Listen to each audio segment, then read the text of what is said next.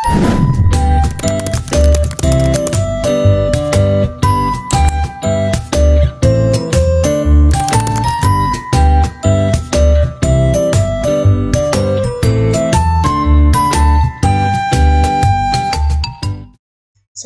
warahmatullahi wabarakatuh. Di sini kami dari kelompok 11 akan menjelaskan terkait langkah-langkah menggunakan empat analisis dengan aplikasi Stata. Sebelumnya, perkenalkan, saya Nawa Dwi Ariyanti dengan NIM 011. Selanjutnya kita ke file, import Excel, browse, dan klik sum, enter, kemudian klik sum, back to, XP, ORG, enter. Selanjutnya, back to, kemudian back to, ORG, enter. Selanjutnya pet track, selanjutnya tulis pet track, list version, terus list version, awareness, kemudian kita tulis pet track, kurung, list version, kemudian escape protection, awareness, kurung, kemudian kita lagi version, edu, exp, kurang lagi.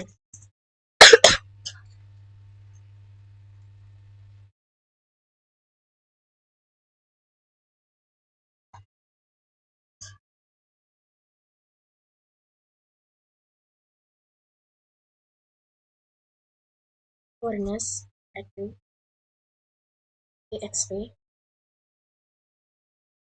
org, kemudian enter, kemudian regress,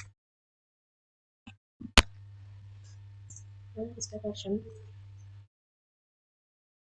terus ini awareness, enter, kemudian activate, enter, right click, E1, receive, enter, kemudian headless, E1, enter, kemudian sweep, E1, enter, kemudian regress, version, edu, exp, enter,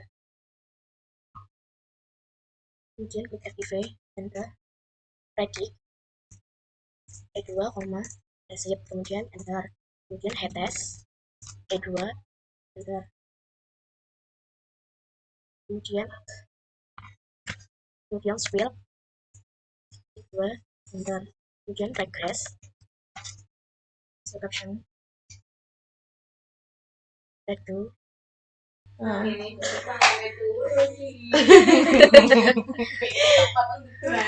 Kau urus mataku ngantuk kok. ya, regress,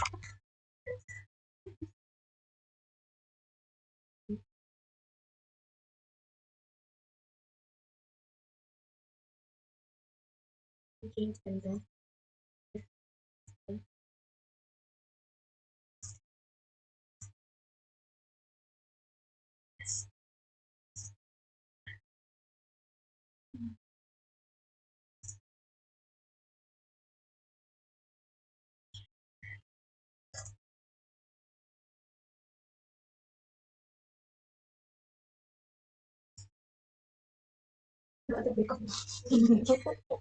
Kamu urus tamat aja kok.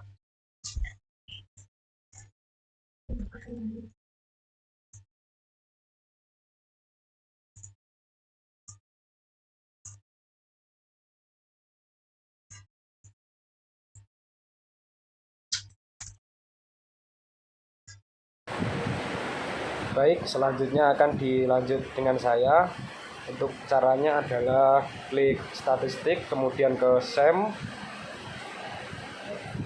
kemudian ke sini, kemudian akan muncul tampilan seperti ini untuk menampilkan kotak-kotak buat variabelnya.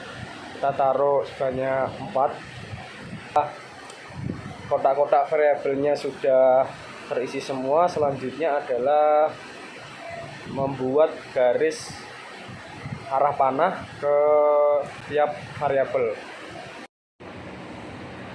Setelah selesai membuat kotak variabel dan arah panah yang mengarah ke tiap variabel, selanjutnya adalah memberi keterangan di dalam kotak yang kosong.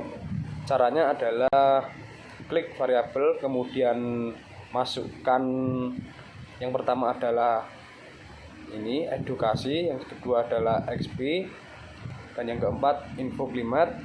Kemudian yang awareness ditaruh yang sebelah sini, sama risk perception. Untuk risk perception ditaruh di paling ujung.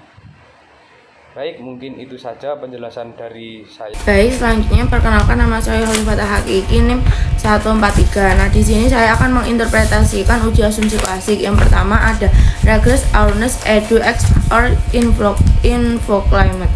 Nah, yang pertama interpretasinya berdasarkan tabel di sini, nilai rata-rata VIF atau variance inflation factor adalah sebesar 1,09. Nah, nilai ini menunjukkan bahwa nilai rata-rata VIF berada di bawah angka 10. Jadi merupakan ambang batas untuk mendeteksi adanya multikolinearitas. Dengan demikian, model ini tidak menunjukkan indikasi adanya multikolinearitas antar variabel bebas, sehingga dapat disimpulkan bahwa model tersebut lolos uji multikolinearitas.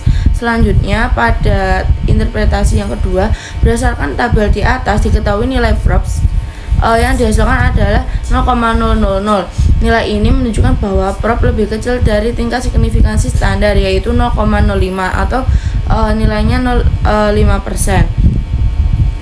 Dengan demikian, hasil ini mengidentifikasikan adanya hasil ini menunjukkan bahwa terdapat variasi yang tidak konstan dalam sisa atau residual model, yang berarti varians dari guide model berubah-ubah dan tidak seragam sepanjang rentang data. Lalu interpretasinya, berdasarkan data yang disajikan pada tabel di atas dapat diketahui bahwa nilai props diperoleh 0,005. Nilai ini lebih kecil dari 0,05 yang menjadi batas signifikan untuk menguji normalitas dalam model statistik. Karena nilai props berada di bawah 0,5, hal ini menunjukkan bahwa model yang digunakan tidak memenuhi syarat normalitas yang diperlukan dalam uji ini. Selanjutnya, pada regress perception, edu, X, or info climate. Nah, interpretasinya berdasarkan tabel yang disajikan di atas, nilai rata-rata mean VIF adalah 1,09. Nah, nilai rata-rata VIF ini berada di bawah angka 10 yang secara umum dianggap sebagai ambang batas untuk mendeteksi multikolinearitas dalam model regresi, karena mean VIF yang diperoleh lebih kecil daripada 0. Nah, selanjutnya, berdasarkan tabel di atas, nilai probabilitas chi-square tercatat sebesar 0,7193. Karena nilai ini lebih besar dari ambang batas signifikansi 0,05, maka dapat disimpulkan bahwa hasil pengujian ini tidak menunjukkan adanya indikasi heteroskedastisitas pada model yang digunakan. Nah, selanjutnya pada tabel Schwick kuadrat, berdasarkan tabel di atas diketahui bahwa nilai probabilitas props adalah sebesar 0,557. Karena nilai ini lebih besar dari 0,05, maka dapat disimpulkan bahwa data dalam model memenuhi syarat normalitas. Dengan kata lain, model dianggap lolos uji normalitas karena probabilitas yang diperoleh berada di atas ambang batas yang umumnya digunakan untuk menentukan normalitas, yaitu 5% atau 0,05. Nah, hal ini menunjukkan bahwa distribusi data sesuai dengan asumsi normalitas yang dibutuhkan dalam model ini. Cukup akan dilanjutkan oleh teman saya. Selanjutnya pada bagian interpretasi regress risk version awareness risk perception. Untuk interpretasinya, berdasarkan tabel di atas didapati bahwa nilai rata-rata atau mean variance inflation factor atau FIV sebesar 1,09. Hal ini mengidentifikasikan bahwa nilai rata-rata PIF untuk variabel-variabel independen dalam model ini berada di bawah angka 10. Sebagai pedoman umum, apabila mean PIF berada di bawah 10, maka model tersebut tidak memiliki indikasi adanya masalah multikolinearitas yang signifikan. Oleh karena itu, model ini dinyatakan bebas dari multikolinearitas dan memenuhi asumsi tersebut. Untuk interpretasi tabel head test E3, interpretasi berdasarkan tabel di atas diketahui bahwa nilai probabilitas chi-square adalah 0,6657 yang lebih besar dari ambang batas signifikan 0,05 dengan nilai prop C yang berada di atas 0,05 ini menunjukkan tidak adanya indikasi heteroskedastisitas dalam model yang diuji, bahwa mengindikasikan bahwa variasi residual konstan, yang berarti bahwa model tersebut memenuhi tidak asumsi homoskedastisitas dan dengan demikian lolos uji asumsi dasar.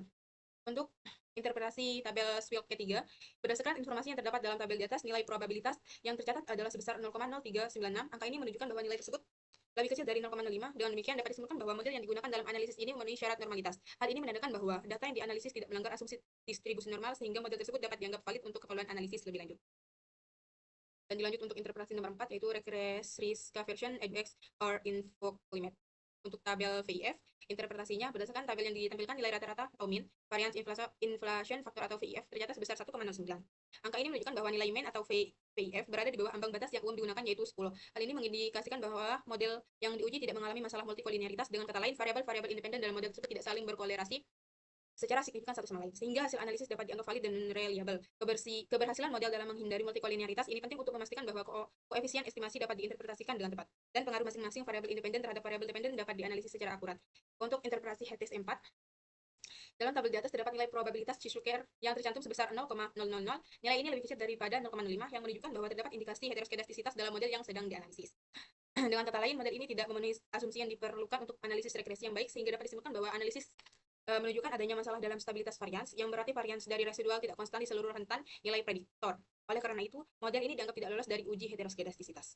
Untuk interpretasi tabel Swilk E4, dari tabel di atas terlihat bahwa nilai probabilitas yang tercantum adalah sebesar 0,000.